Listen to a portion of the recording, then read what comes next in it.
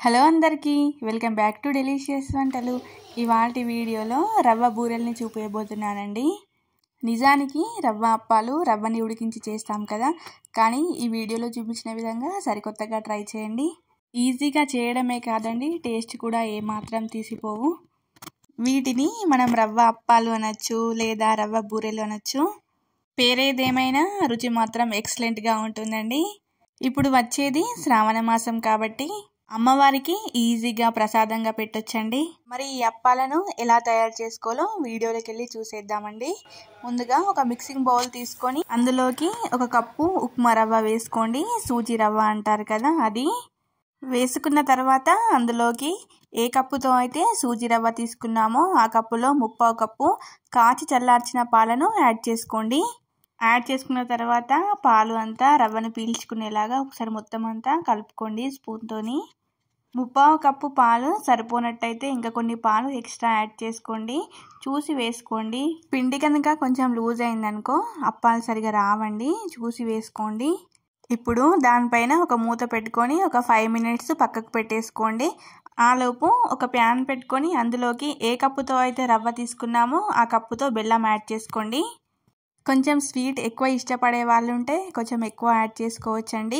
ఏ కప్పుతో అయితే బెల్లం తీసుకున్నాం ఆ కప్పుతో వాటర్ యాడ్ చేసుకోండి.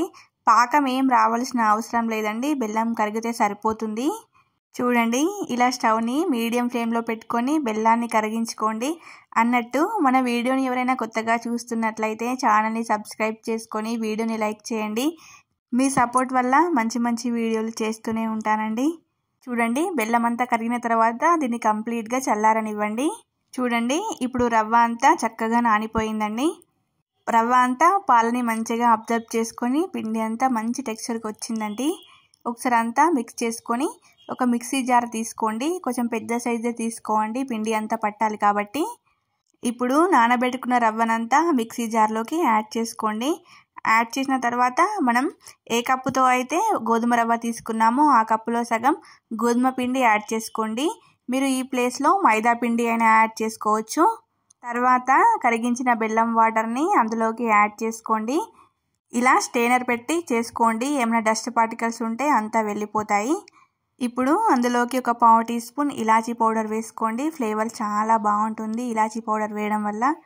ఇప్పుడు ఈ పిండినంతా మొత్తం మిక్సీ పట్టుకోండి. ఎక్స్ట్రా వాటర్ ఏం యాడ్ చేయాల్సిన అవసరం లేదండి, బెల్లం వాటర్తోనే మొత్తం మిక్సీ పట్టుకోవాలి. చూడండి, బ్యాటర్ ఈ కన్సిస్టెన్సీలో ఉండాలి. మన దోశ బ్యాటర్ లాగా ఉంటే సరిపోతుందండి పిండి.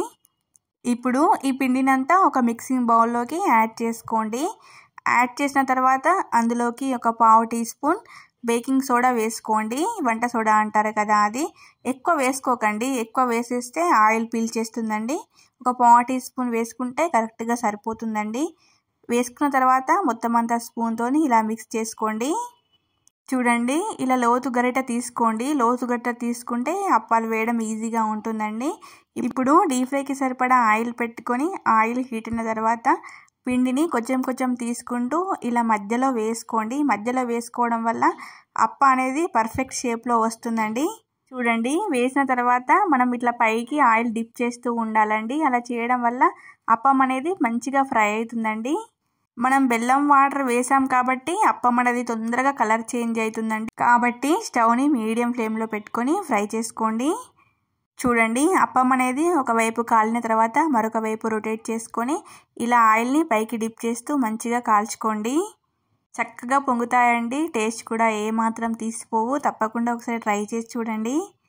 చూడండి, అప్పం అనేది ఇలా రెండు పక్కల మంచిగా ఫ్రై అయిన తర్వాత ఆయిల్లో నుంచి అప్పం అనేది తీసేసుకోండి. ఆయిల్ అంతా వెళ్ళిపోయేదాకా జస్ట్ ఒక 30 to 40 సెకండ్స్ అలానే పట్టి ఉంచుకోండి. చూడండి, అలానే మిగతా అప్పాలన్నీ అందులోకి యాడ్ చేసుకోండి. మీరు కావాలనుకుంటే 2-3 కూడా వేసుకోవచ్చండి. చూడండి, ఆయిల్లో వేయగానే ఎంత చక్కగా పొంగుతున్నాయో అప్పాలు. చూడండి, మీకు ఇలా ఎన్ని వాయిల్ వస్తే అన్ని వాయిలు ఫ్రై చేసుకోండి. చూడండి, ఇలా అప్పం మీద ఆయిల్ని డ్రాప్ చేస్తూ మంచిగా ఫ్రై చేసుకోండి. రెండు పక్కల మంచిగా ఫ్రై చేసుకున్న తర్వాత అందులో నుంచి ఒక్కొక్కటిగా తీసుకోండి. అంతేనండి, రవ్వ అప్పాలు రెడీ. చాలా చాలా బాగుంటుందండి. ఒక్కసారి మీరు ఈ పద్ధతిలో ట్రై చేసి చూడండి, తప్పకుండా మీ ఫ్యామిలీ మెంబర్స్ అందరికీ నచ్చుతాయి. ఒక్కసారి ఈ పద్ధతిలో మీరు ఈ అప్పాలని ట్రై చేసి కామెంట్లో చెప్పండి ఎలా వచ్చిందో.